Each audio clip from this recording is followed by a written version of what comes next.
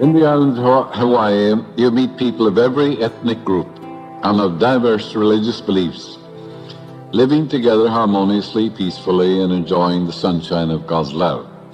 I visited all these islands many times. The native who drove me from the airport to Maui Hilton Hotel told me that his antecedents were a mixture of Irish, Portuguese, German, Japanese, and Chinese. He pointed out that the people here have intermarried for generations, but racial problems are known. One of the chief reasons some men and women do not get ahead in life is their inability to get along with others. But the trouble really is within themselves. They can't get along with themselves. They're frustrated. They're quarreling inside their own mind. They fail to realize their dreams and aspirations. They project their animosity and their frustration onto others. Now, you tell a man how to realize his desires and dreams and aspirations. Say God gave you that desire to be grander and greater than you are. For life is progression. Life is an endless unfoldment towards the real. The spirit within you is forever saying to you, rise, transcend, and grow. The murmurings, the whisperings of our heartstrings are always life-ward. Then you say, Infinite Spirit, which gave me this desire, reveal the perfect plan for its unfoldment and divine law and divine order. And nourish it and sustain it. The door will open up for you. But a man not knowing the laws of mind and how to achieve his goals in life becomes frustrated and bottled up inside himself. Millions of people rub others the wrong way. Oftentimes their attitude of pomposity is tactless and offensive. The best way to get along with others is to salute the divinity in the other person and to realize that every man and woman is an epitome or example of the entire human race. The divinity is in every man, for all men are God made manifest. There's only one being, called no man on earth your father. There's one which is your Father, which is in heaven. And the Father is the life principle, the common progenitor, the Father of all. So all religions in the world say our Father. So we're all intimately related. Therefore, to hurt another is to hurt myself. Perhaps in my stupidity I don't know it, but nevertheless it's absolutely true. If you wish the other fellow will fail, well, you're thinking of failure, aren't you? Your thought is creative and you'll fail. Maybe he believes in prosperity and success, and he prospers like the green bay tree. But you're the dope. You're the one who's suffering. Every person who walks the earth is a son or daughter of the infinite intelligence and presence and power. There's only one power. When we respect and honor the divinity within ourselves, we will automatically reveal and honor and revere and honor the divinity in the other person. But you see, love thy neighbor as thyself. People are confused about that. They say, how can I love that fella next door? He beats his wife, he comes home drunk, he's mean to the children. It has nothing at all to do with it, not a thing in the world. The self of you is God, the higher self. Love in the Bible is not a sentiment, it's not an emotion. All it means is that you have a healthy, reverent, wholesome respect for the divinity which created you, which started your heartbeat, which grows the hair in your head, which gave you the whole world when you were born. It's all here, you know. And the sunshine was here and the air. God gave you richly all things to enjoy. Now, if you don't have a reverent, wholesome respect for the divinity, how in the name of heavens can you respect the divinity of anybody else? You can't. But when you honor this divinity that watches over you, when you're sound asleep, governs your breathing and your heartbeat, circulation of your blood, and your metabolism and all phases of your life, when you respect that and answers your prayer too, then when you respect and honor that, you'll automatically respect it in the other. But if you don't respect it in yourself, you can't honor it in the other.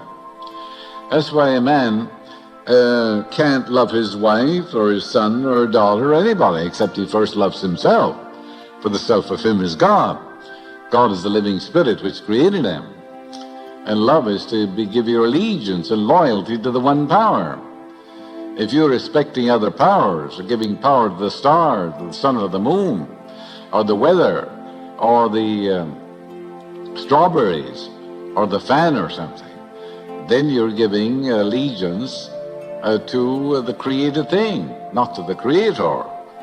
Thou shalt have no other gods before me, for I, the Lord thy God, am a jealous God. Jealous in the sense that you mustn't know another. The power is one and indivisible, moves as unity and harmony. Nothing to oppose it or thwart it or vitiate it. Therefore you give recognition, honor, allegiance to the one power. Then you're loving God in the biblical sense. Then all things are added to you. Then you don't place another person on a pedestal and say, well, look, this person can block my good. Then you're unjust to yourself. While visiting one of the chain of hotels in district of Maui, I had an interesting conversation with the waiter. He told me that every year an eccentric millionaire from the mainland visited the hotel. This visitor proved to be a miserly type who hated to give a waiter or a bellboy a tip. He was churlish, ill-mannered, rude, and just plain ordinary. Nothing satisfied him. He was constantly complaining about the food and the service, and he snarled at the waiter whenever he served him. This waiter said to me, I realized he was a sick man, or kahuna. A kahuna is a native Hawaiian priest. Says that when men are like that, there's something eating them inside. So I decided to kill him with kindness. This waiter consistently treated this man with courtesy, kindness, respect, silently affirming, God loves him and cares for him. I see God in him and he sees God in me. He practiced this technique for about a month, at the end of which time this eccentric millionaire, for the first time, said, Good morning, Tony. How's the weather? You're the best waiter I have ever had. Tony told me, I almost fainted. I expected a growl, and I got a compliment. He gave me a $500 bill. This was a parting tip from this difficult guest, who at the same time arranged for Tony to be made an assistant manager eventually of a large hotel in Honolulu, in which he was financially interested. And a word spoken in due season, how good is it? In the book of Proverbs, 15th chapter. A word is a thought expressed. This waiter's words, thoughts, were addressed to the soul, subconscious mind, of the cranky, cantankerous guest. They gradually melted the ice in his heart. He responded in love and kindness. Tony proved that seeing the presence of God in the other and adhering to that great eternal truth pays fabulous dividends in human relations, spiritually as well as materially. There is an old aphoristic statement containing a profound truth. I had an interesting conversation with a social director in one of the hotels in Maui. She pointed out that occasionally when she says to a guest, it's a wonderful day, the guest says, what's good about it? I hate the weather here. I don't like anything about this place. She added that she knew that particular guest was emotionally disturbed and driven by some irrational emotion. She had studied psychology at the University of Hawaii in Honolulu, and remembered that her teacher had pointed out to her that one does not get upset or resentful toward a person who is a hunchback, for example, or who suffers from any other obvious congenital deformity. You may have compassion for the person. Maybe he was kicked by a horse. Maybe he was born that way. Likewise, one should not be disturbed because some people are emotional hunchbacks and have twisted and disturbed and warped mentalities. One should have compassion for them. Understanding their mental and emotional chaotic state, it is easy to overlook and forgive them. This young lady is gracious, charming, affable, and amiable, and apparently nobody can ruffle her feathers. She has built up a sort of divine immunity, and she fully realizes that no one can hurt her but herself. That is to say, she has freedom, as anybody has, to bless the other person or to resent the other person. She has decided to bless. She knows very well that the only one able to hurt her is she herself. That is, the movement of her own thought, which is under her complete control. The suggestions, statements, actions of other people have no power to disturb you. It's the movement of your own thought. Oh, yes, it is. And you can curse or bless. You can say, God is guiding me now, His peace fills my soul. Or you can say, he's a skunk, or she's a skunk, as the case may be. The anger is generated by yourself. You are the boss. You are in control. The other person has no power to disturb you. A young musician who plays a stringed instrument at night to pay his way through the University of Hawaii, where he's studying law, told me that he had experienced friction with some of his teachers, that his memory had failed him during the oral and written examination. This young man was tense and resentful. I explained to him that his subconscious mind contained a perfect memory of everything he had read and heard, but that when his conscious mind is tense, the wisdom of the subconscious does not rise to the surface mind. Accordingly, he prayed as follows every night and morning: Infinite intelligence in my subconscious mind reveals to me everything I need to know, and I am divinely guided in my studies. I radiate love and goodwill to my teachers, and I am at peace with them. I pass all examinations in divine order. Now he's writing that down with his conscious pen into his subconscious mind. And whatever you write down in your subconscious will come to pass in divine order. That's the way you learn to walk, to swim, to dance, to drive a car. You repeated a thought pattern and act again and again and again and again. After a while, you said it's second nature. What is second nature? Second nature is the response of your subconscious mind to your conscious thinking and acting. Of course it's automatic. It's compulsive. That's called prayer. Most people don't even know what prayer is. 3 weeks went by, and I received a letter from this man saying he had passed a special examination with flying colors, that his relationship with his teachers is now excellent. He succeeded in incorporating the idea of perfect memory for everything he needed to know into his subconscious mind by reiterating the affirmations I gave him. His emanation of love and goodwill was subconsciously picked up by his teachers, resulting in harmonious human relationship. There's a crater, it's called Haleakala. Once it was a fiery, gaping depression. It is now a cool, cone-studded aftermath of a violent volcano. I was with a group of people, some of whom were from some such widely diverse localities as Denver, Pittsburgh, Stockholm, Sweden, Australia, New Zealand. I sat next to an Australian doctor and his wife in the limousine. He told me that volcanic eruptions causing havoc, similar to the results of the volcanic activity at which we were looking, had taken place in his own life because he was in the habit of judging people too harshly. The gist of his conversation was that he used to boil over with rage at what columnists wrote in the newspaper.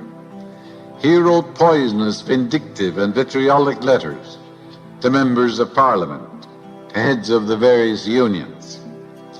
This internal seething and turmoil brought on 2 physical eruptions in 2 severe cardiac attacks, plus one volcanic eruption in the form of a mild stroke. He recovered from these attacks and realized that he had brought them on himself. While in the hospital, a nurse gave him the 23rd and 91st Psalms to read, saying, "Doctor, this is wonderful medicine." He began to dwell upon the 23rd Psalm. "The Lord is my shepherd, I shall not want. He leadeth me beside the still waters. He restoreth my soul. Goodness and mercy follows me all the days of my life, because I dwell in the house of God forever. And I will fear no evil, for thou art with me. Thy rod, thy power, and thy staff, they comfort me." And he began to dwell upon the inner meaning of the 91st Psalm. "I dwell on the secret place. I abide in the shadow of the Almighty. I will say of the Lord, He's my refuge, my fortress. My God, in Him will I trust. He covers me with His feathers, and under His wings shall you rest." All right. It's impossible to dwell upon these great eternal truths, which have stood the test of time for thousands of years, and not get a peaceful mind. Because, you see, people down through the ages of all religious beliefs have used these Psalms in cases of shipwreck, in fire, emergencies, so-called incurable diseases, in all manner of trouble. And these Psalms have protected them. And these are written in the universal subjective mind called in Hinduism the Akashic Record. And therefore, as you use these Psalms, even though you don't understand the inner meaning of it, far more wonderful if you did, but even though you don't, and you're using these Psalms, you're tapping the survival technique, the experiences, and the healings of others down through the ages. And you get a response, and marvelous results follow. So he discovered there was such a thing as spiritual medicine goes in through your eyes and your ears. For a merry heart doeth good like a medicine, and a broken spirit drieth the bones. So he began to dwell on these Psalms. Gradually their meaning sank into his soul. He pointed out that he had long since learned to adjust to people, realizing that they're all conditioned differently, and that this is a world of imperfect human beings striving towards perfection. This doctor had learned to be true, as he said, to the God-self within him, and to respect the divinity in the other. Shakespeare said, "To thine own self be true, then it follows, as the night the day, thou canst not be false to any man." This doctor had learned that to understand all is to forgive all. He is still intolerant of false ideas, but not people. He remains true to the truths of God and eternal principles. A man with whom I went swimming in the ocean adjacent to the beautiful and majestic Maui Hilton Hotel said to me, "I'm here to get away from it all." He began to criticize everybody in his organization, as well as the government. He even seemed to have a grudge against the infinite. In fact, he told me he felt he would get along better if God would just let him alone. Have you ever heard that one? He asked me, "What can I do to have better human relations, get along with these ugly, nasty people?" I suggested to him that research has demonstrated that much of the difficulty many people have in human relations is that they don't look within themselves for the cause. That's where it is, in most instances. The first step would be to get along with his own difficult self. I pointed out to him that much of his trouble with his employees and associates came from himself primarily, and that these other people might be called secondary causes. He admitted he was full of hidden rage and hostility, was deeply frustrated in his ambitions and plans in life. He began to see, however, that his suppressed rage kindled the latent hostility or anger in those around him, and he suffered from their reactions, which he himself had engendered. He discovered that what he termed the animosity and hostility of his associates and employees reflected his own hostility and frustration to a great extent. I gave him a spiritual prescription which he was to follow regularly and systematically. I know there is a law of cause and effect, and the mood which I generate is returned to me in the reactions of people to me and in conditions and events. I realize my inner turmoil and anger sets off ugliness and anger in men and women and also animals.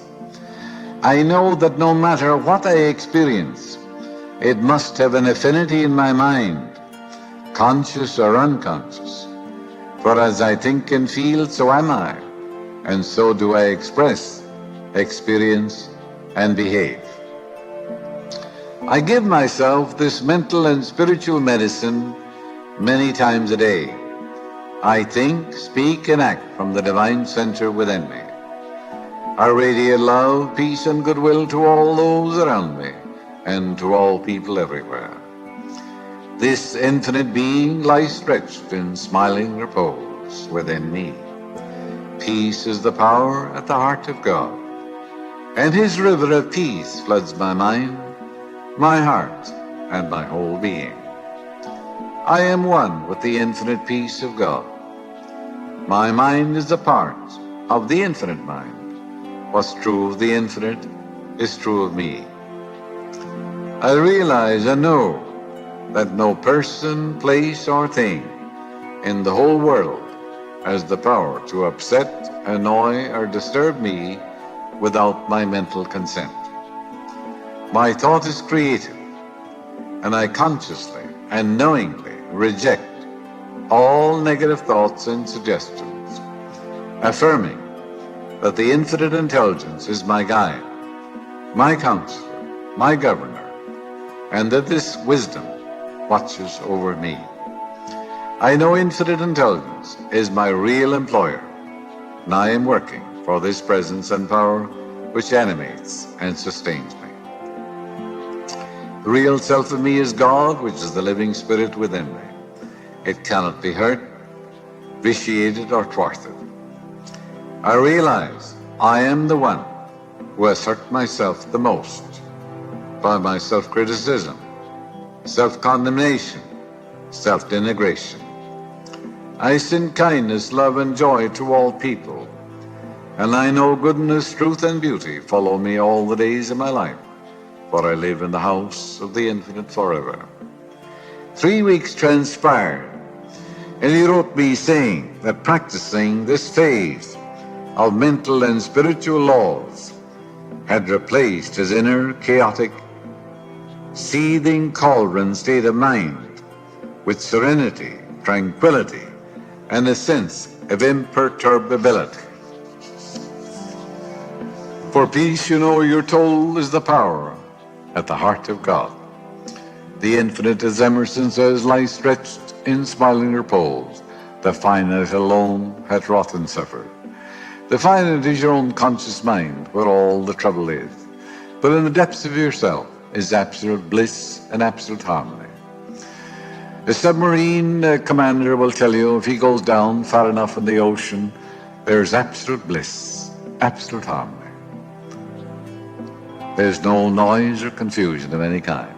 The same is true in the depths of ourselves. I had an interesting conversation with a Japanese businessman who philosophized along these lines. I have been in business 50 years and have traveled extensively. I have learned that people are basically good and honest. I take people as they come. They are all different. They have had different training and conditioning. They have different customs and religious beliefs. They are the result of their training, education, habitual thinking. I know complaining about these people and getting angry with customers won't change them. I don't let them disturb me. I refuse to let anybody get under my skin. I bless them all, and I walk on. He showed me a list of 10 customers who owed him considerable sums of money, who had ignored his several bills. He said, I have been praying for each one, morning and night, realizing that the infinite presence and power is prospering them in all ways, and that infinite intelligence guides and directs and multiplies their good. I pray that each pays his bill gladly, that they are honest, sincere, and blessed in all their ways. I started a month ago doing this. 8 of them have paid, apologizing for the delay. There are 2 to go, but I know they will pay too. He discovered that when he changed his mental attitude towards the delinquent customers, they change also. Treat people with respect. Honor and salute the divinity in the other person. It's within everyone. Maybe he's a cutthroat, a murderer, but nevertheless, the divine presence is there. He may not be using it, maybe dormant, maybe asleep, but nevertheless it's there. It's there in your husband, it's there in your wife, your son, your daughter, your mother-in-law, and your father-in-law. The divinity is there. It shapes our ends, rough hew it how we will. So you honor that. You give respect to that. Radiate love and goodwill to all. It costs nothing. It pays fabulous dividends. Realize that nobody acts in a contentious, hostile, antagonistic, and surly manner who's well-adjusted.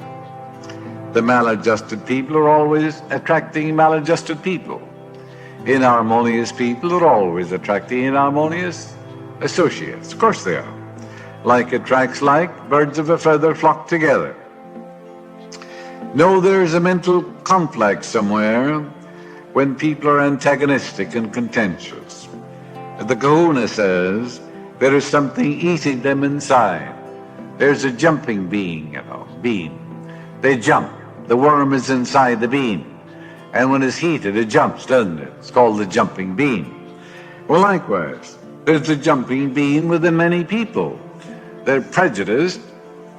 Prejudice is prejudgment. They've judged before they know anything at all about it. Some people are prejudiced toward Jews and Catholics and Protestants and politicians and certain political movements and so forth. They know nothing at all about it. It's prejudgment. And you ask them, say, well, what do these people believe in? They don't know. They're prejudgment, they're prejudiced, you see, and that's a sickness of the mind.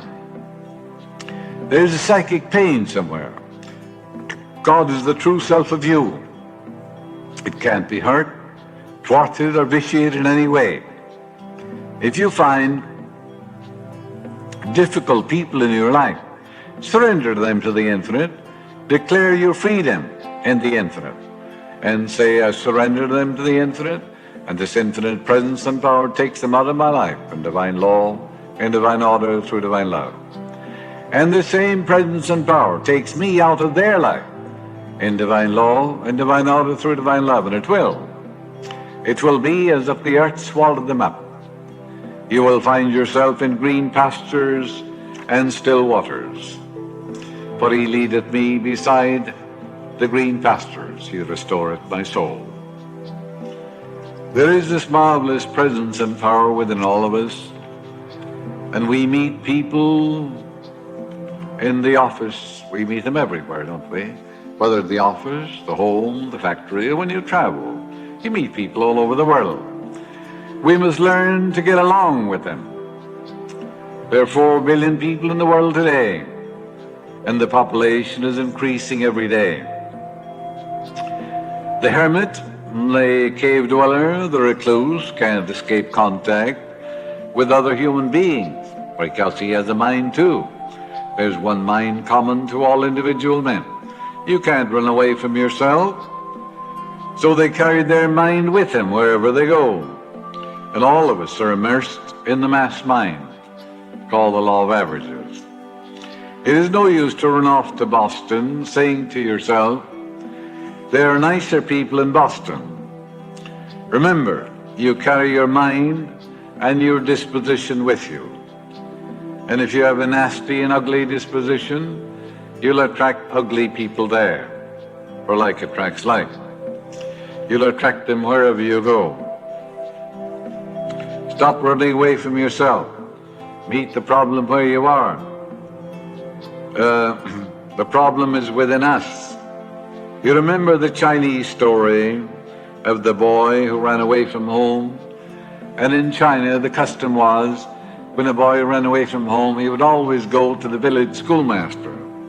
For the village schoolmaster was supposed to have studied the I Ching, the great book of wisdom. He was supposed to be wise. He was supposed to be wise, and he would answer the problem of the boy. So the boy made it a point to go to the village schoolmaster at all times whenever he was in trouble. The first question the schoolmaster asked the boy when he went to see him, he said, "Son, tell me, what kind of people were they in the city or town you lived?" So the little boy said, "Well, master," he said, "they were cruel, they were nasty, and when I was sick they didn't even visit me." He said, "They're the same here, son, keep on going." So the boy ran away to another town, then he went into the village schoolmaster again. And the village schoolmaster said, what kind of people were they in the town you left?" "Well," he said, "they beat me, they were cruel to me, and when I was in the hospital they didn't even visit me. And my parents," he said, "they were very cruel and they beat me mercilessly." He said, "They're the same here, son, keep on going." The next town, he went into the village schoolmaster and he told the same story. The village schoolmaster said, "They're nasty here too. They're ugly people here, just like they were in the town you came from. Keep on going, son, and you'll find the right town." So on the way, he began to ask what is called Tao. Tao means God in China. And he asked God for guidance to put the words into his mouth.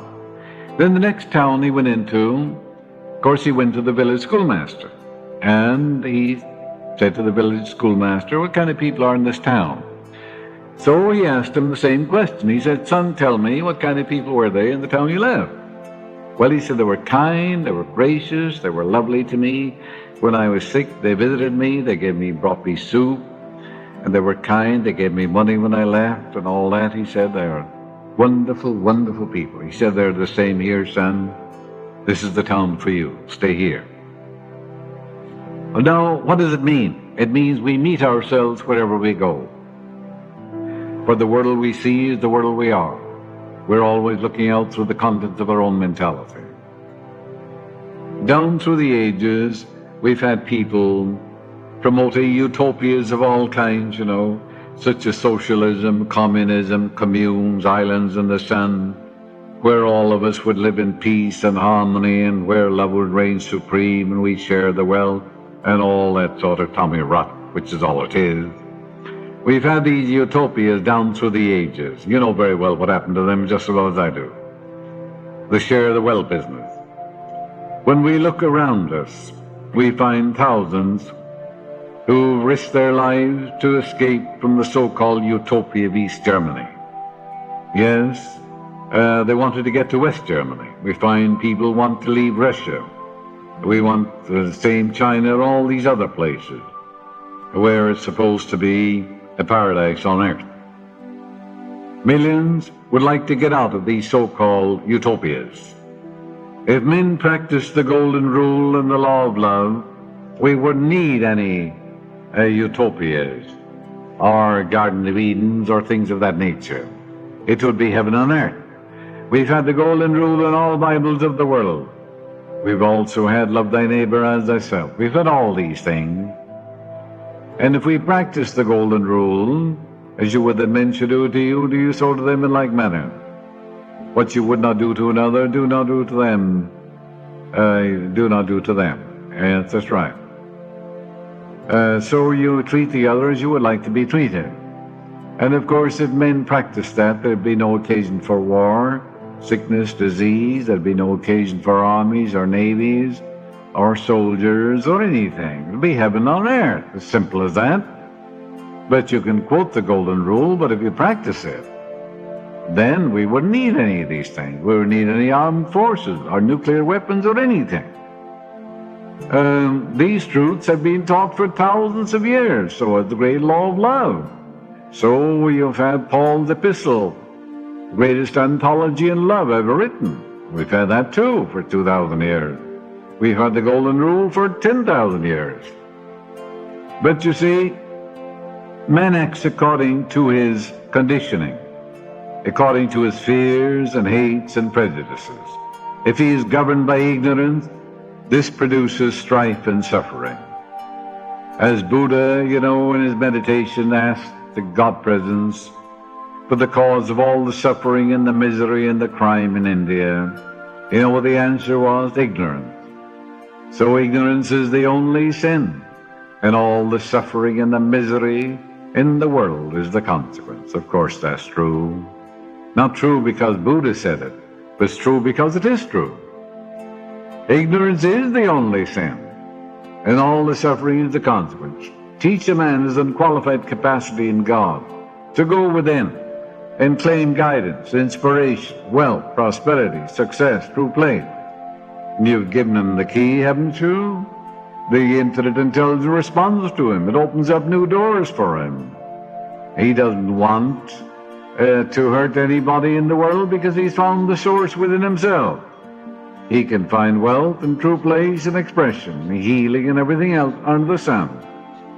So ignorance is the only sin. Per contra, knowledge of the laws of mind and the way of the spirit will produce health and happiness and peace and abundance and security. Because when you say infinite intelligence leads and guides me, it responds to you. When you say divine right action is mine, it responds. You say infinite intelligence revealed my hidden talents to me and opens up a new door for me, where I express myself at my highest level and exercise my faculties at the highest degree. It opens up that door for you. I hold before you an open door no man can shut. The nature of infinite intelligence, responsiveness, now you're tapping your deeper mind. I've given you the key. You don't want what any other man has had. You don't want his cow or his ox or his donkey or anything that it is, because you can go to the source and claim the same thing. Whatever you claim and feel to be true, the Spirit will honor, validate, and execute it. This does away with all jealousy and all envy and everything unlike it. A detail man went to see a doctor friend. A detail man is usually a pharmacist. He has knowledge of chemistry. He was representing a chemical concern which had brought forth a new chemical for a particular disease. The doctor was a friend of his. He played golf with him, played cards with him. The doctor was very insulting, criticized him and his presentation, criticized the company, the pharmaceutical company. And he was aghast, disturbed and leaving. The nurse said, she said, don't pay any attention to him this morning. His only son died on the operating table last night, and everything they tried failed. So the detail man said, I understand. Notice how the irritation, the inner disturbance drops away when we hear of the sorrow, the grief, or the tragedy in the life of another person. The heart melted a little bit, and love took over. So he understood. To understand all, is to forgive all. So that's a French aphorism. It's very true. A few years ago, I read about a woman who called the police and said her husband threatened her with a gun. And of course, the police came, but no gun was found in the house. The newspapers took it up. The woman was very angry. They had a violent quarrel. Under that irrational emotion, she called the police. And she said he threatened to shoot her, to kill her. The publicity in the local press ruined the man professionally. She was very sorry. She regretted it, but the damage had been done. This is what irrational emotion does. Negative emotions compel you to act them out. When you want to be nice, you're ugly. When you want to succeed, you fail. Emotions kill. Emotion cure. He that is slow to wrath, you see, overcometh much. Yes, because you realize that there is a power within you that gives you peace, and quietness and confidence shall be your strength. So she regretted having damaged her husband's reputation. She was a victim of an irrational force called anger, and emotions compel us to act them out. Many people are driven by passions and angers and hates, and are victims of their own irrational emotions. The answer is to ask yourself, is this infinite intelligence and divine love thinking, speaking, acting through me? And if not, desist and tune in with the infinite, realizing infinite intelligence is my guide, my counselor, my way-shower, my troubleshooter. His peace fills my soul. This presence is the infinite peace and absolute harmony. And I dwell in the secret place of the Most High. I abide under the shadow of the Almighty. I will say of the Lord, He is my refuge, my fortress, my God, in Him will I trust. This is the impregnable fortress. It is my unassailable citadel. Here I dwell, beyond time and space. Here I am in tune with the infinite, which lies stretched in smiling repose. And I know that to be alone in the silence is to be alone with God. No one can lay siege to me there. This divine contemplation supplants all negative thoughts and emotions and heals you. It's called supplanting. You can supplant it. When the room is dark, you turn on the light, for darkness is the absence of light. It is impossible to know all the complexities of other lives. We don't know about their early training, their indoctrination, their religious taboos and strictures, their conditioning, which caused them to be ugly or full of hostility. Sometimes false religious beliefs and hatred towards other religious beliefs have conditioned the minds of millions. And they fight over their religious beliefs, many parts of the country today, as you know. But religion should give you joy, should give you peace, should give you happiness. For in Him there is fullness of joy, in Him there is no darkness at all. Heretofore you have asked for nothing, now ask that your joy might be full. So these things have I said unto you, that my joy might remain in you, and your joy might be full. And the fruits of the Spirit are love, joy, peace, gentleness, goodness, faith, meekness, and happiness. And these are the powers that are within you. And therefore you have this wonderful opportunity to radiate love, peace, and goodwill to all mankind. It costs you nothing. It pays fabulous dividends. Sometimes when you go up into the forest area, you see the trees are straight as a die, and one particular tree is gnarled and twisted. Oh, maybe there was a fence there when it was a sapling, or a boulder, maybe boys twisted it, sat upon it, but anyhow, the cause is gone, but the effect remains. Likewise, we have twisted, distorted, warped mentalities. Perhaps all this started in their childhood. In parts of the world, Protestants are taught to hate Catholics, and Catholics are taught to hate Protestants. It's like the Irishman that went over to Ireland, spent some months there. When he came back, they asked him, how did he find things? Well, he said, the Catholic hates the Protestant. Little boys of 7 are throwing stones at soldiers. And he said they're little girls, 7 and 8. He said they're also learning to throw grenades at Protestants and the Protestants against the Catholics and the Catholics against the Protestants. He said it's frightful. And he said, I wish they were all heathen so they might live together like Christians. Well, of course, there's some humor in that, but he's pointing out the state of mind, the conditioning. And we have Muslims and Hindus and people of religious beliefs fighting each other. We've had religious wars down through the ages. But true religion gives you joy. With true religion is means that bound by a God of love. So when the God of love is enthroned in your mind, it dominates all other thoughts, feelings, beliefs, actions, and reactions. And that's the ideal religion. Then the fruits of that spirit are love, joy, peace, gentleness, goodness, faith, meekness, and temperance. Because you must demonstrate what you believe in.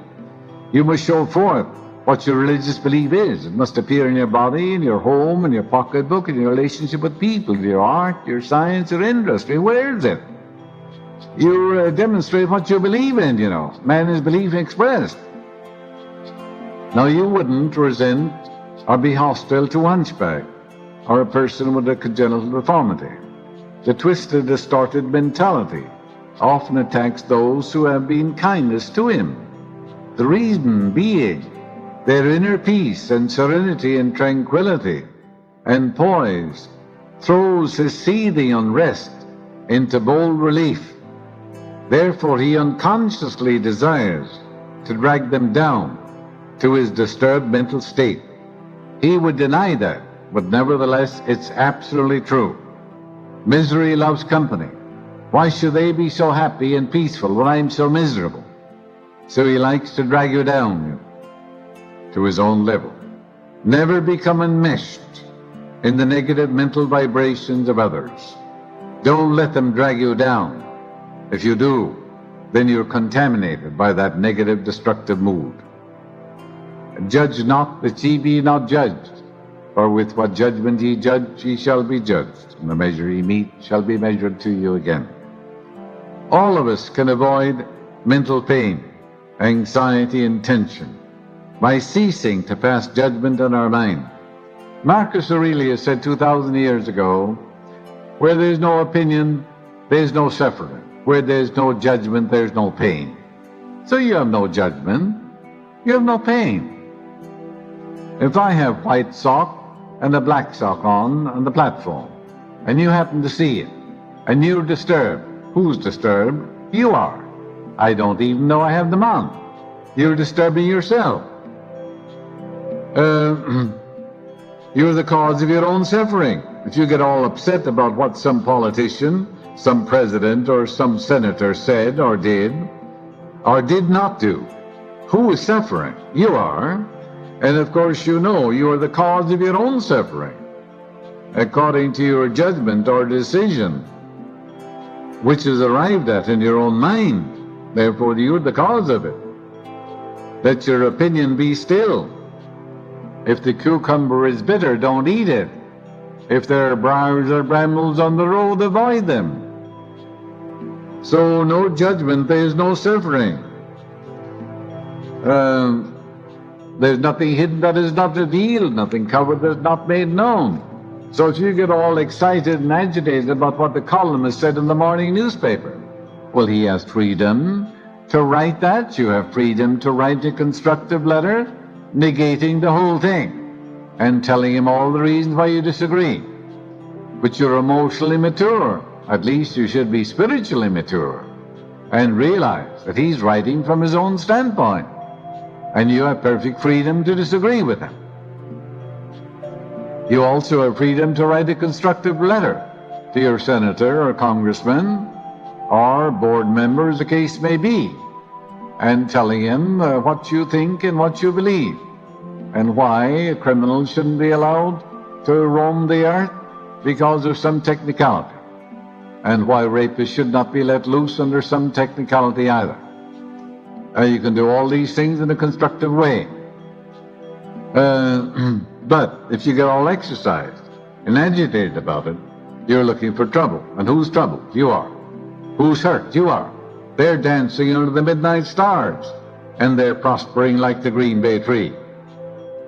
At a conference, don't puncture the ego of another person. There's no point in deflating him. Maybe his idea is foolish. But all you do is generate hostility. You could say, your idea is interesting. We should be explored. This is my idea, may not be better, but I look at it this way. You're respecting the other, and he will in all probability show you some respect because you show him respect.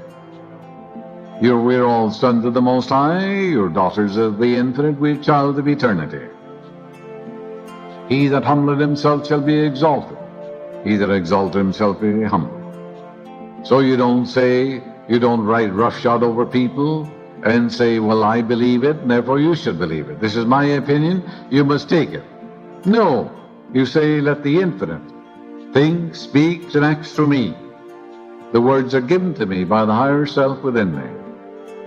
The words of the Infinite are given to me at that hour. I shall receive them. They'll be words of wisdom, truth, and beauty. They radiate love, peace, and goodwill to all those at the conference and all those at the meeting. You show respect for all of them, and you just bring forth your idea. But you don't ridicule or puncture the ego of another person or deflate him. All he does is resent you, become antagonistic, and it doesn't do him any good. It doesn't do you any good either. Respect him. He's acting according to the levels of his mentality. Rely on the Infinite to prompt you and guide you. A husband used to come home and criticize his wife. Find fault with her hair, the food, the way she was bringing up the children. She began to cry copiously. And the tears brought satisfaction to him. Because you can be sadistic with your tears, not just with your tears, but you can also be sadistic with your words, You can get into a crying jag and say, oh, you're killing me. You're giving me a heart attack. And you're the cause of all my suffering because I want to practice emotional blackmail. I'm trying to get you to do what I want you to do. That moment I'm selfish. I'm tyrannical in my attitude of mind. It's called emotional blackmail. Don't yield to that kind of tears, But there is the man who criticizes his wife and gets these tears from her. That's what he wants. And then you tell the wife, you better wake up. And then I said, tell him that he no longer can disturb you by his remarks. That he gets a release by that. And then she says to him, I'm on to your game. Your criticism can no longer disturb me because of the movement of my own thought. And I go back to the Infinite, which is my guide and my counsel. I'm going to sing a hymn. I'm going to vacuum the floor. I'm going to take a walk. I'm going to tune in on He who is, the one alone who lives in the hearts of all men. Then she's unmoved, undisturbed. He gets no thrill out of it anymore. He stops doing it. So it wasn't, you see what he said. It was her thought about it. It was the movement of her own thought. So the suggestions, statements, and actions of others have no power to disturb you. It's the movement of your own thought all the way. It's your thought about it. Paul says, none of these things moves me. There are those who enjoy being hurt by others. There is the Irish woman who was beaten up by her husband. He'd come home drunk and beat her up, Finally, he beat her up so much that he was arrested by a bobby. And the bobby, in England, they called the bobby policeman. They called policeman the bobby. And he was arrested. And the judge said to the woman who was in the court, have you anything to say before we pronounce sentence on your husband?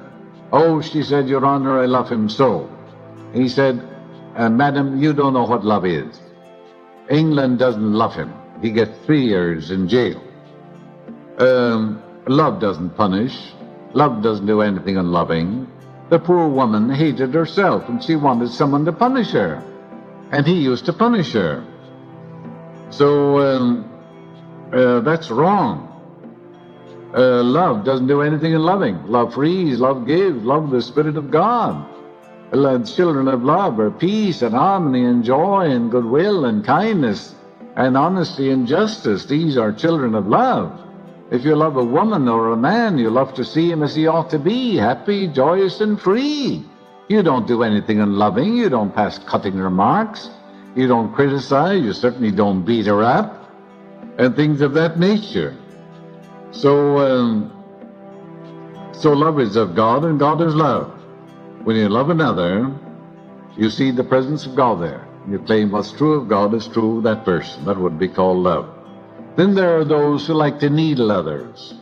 There is the woman who comes up to the other, on a Sunday morning and says, she's talking to a friend, and said, I heard you had an operation. It must have been terrible. And the woman didn't want anyone to know she had an operation or anything else. You see, then you have to look at such a person and realize their frustration. You have to understand them. To understand all is forgive all. Realize they're frustrated, they have inferiority complex, they feel inadequate. They get some sort of a sadistic, morbid satisfaction out of hurting you, but you can't be hurt. You say, God indwells, walks and talks. God is my guide. And then you're immunized. Then you're God intoxicated. They can't hurt you. The prince of this world, you're told, cometh and find nothing in me. And the prince of the world is fear, isn't it? And ignorance. And the suggestions of others have no power to create the things they suggest. Your Bible tells you, call no man on earth your father. There's one which is your Father, which is God. And God is a spirit within you, invisible, timeless, and changeless. It's the light principle. It started your heartbeat. And after all, it animates and sustains you, takes care of you, and you're sound asleep. When you walk down the street, a spirit walking down the street. When you lift a chair, a spirit lifting the chair. Your body doesn't do anything. Your body moves as moved upon. Your body acts as acted upon. Father is the progenitor, the creative power. There's only one creative power, not 2 or 3 or 1,000. So you don't make another person a cause. One is your Father, which is the living spirit. Does another spark your unredeemed aggressiveness? So does someone hurt your pride? Someone said to Will Rogers, one of my antecedents came over in the Mayflower. So Will Rogers said, well, my antecedents, he said, met them at the boat, So you're proud of your spiritual heritage, of the divinity which shapes your ends, for God is the Father of all. And therefore you're proud of your spiritual lineage, because your children come through you, but not by you. Our Father is by all religions of the world, meaning we have a common progenitor, a common Father. Therefore you're proud of your spiritual lineage and your heritage, for all the qualities of the infinite are within you. All the powers of God are within you. I said ye are gods, and all of you sons of the Most High. And you're told that over and over again. Paul says you're the temple of the living God, and the Spirit of God indwells you. And God is Spirit, and they that worship Him in spirit and in truth. That's why you worship no man. Therefore he that is greatest among you, let him become your servant. So look at all the men who served humanity, whether it's an Edison or Marconi, or no matter who it was, or Lincoln. We honored them all. We build monuments to them. We speak about them because they contributed to the blessings of humanity. They gave much to people. You can radiate love, peace, and goodwill to all people. Require nothing from people. Expect nothing from people. Your expectation is from Him who giveth to all life, breath, and all things. Then you'll never be disappointed. My soul, wait thou upon God. My expectation is from Him who giveth to all life, breath, and all things. What you expect is what you get. So you expect the riches of the infinite. You expect guidance, harmony, health, peace, joy, abundance, security. You expect marvelous and wonderful things. But all things be ready if the mind be sold. So you're living in the mood of expectancy. You live in the joyous expectancy of the best. Ineluctably, inevitably, the best must come to you, because you get what you expect. Yes. So release them all unto the infinite. Release everybody. Wish for them health and happiness and peace and all the blessings of heaven. And realize also that infinite intelligence guides and directs you in all your ways. It's a lamp unto your feet always. It's a light upon your path. And divine law and order governs your life. Divine peace fills your soul. And if you are dealing with difficult people, you find you have trouble, to release them all, mention their name, and to the infinite which created them. This God's presence takes them out of my life and takes me out of their life in divine law, in divine order, through divine love. In all its ways are pleasantness, and all its paths are peace. The Bible says, what things soever ye desire when ye pray, believe that ye receive them, and ye shall have them. If thou canst believe, all things are possible to him that believeth. To believe is to accept something as true. Great numbers of people who ever believe that which is absolutely false. Consequently, they suffer to the extent of their belief. To believe is to accept something as true, to live in the state of being, to be alive to something. Believe in the goodness of God in the land of the living. Believe in the guidance of the infinite. Believe in the riches of the infinite. Believe in a God of love, watching over you, sustaining and strengthening. And according to your belief is it done unto you. If, for example, you believe that Los Angeles is in Arizona, and you dress your letter accordingly, you will go astray. Remember that to accept something is to accept it as true in your mind. Believe in the goodness of God in the land of the living, and all your ways will be ways of pleasantness, and all your paths will be paths of peace.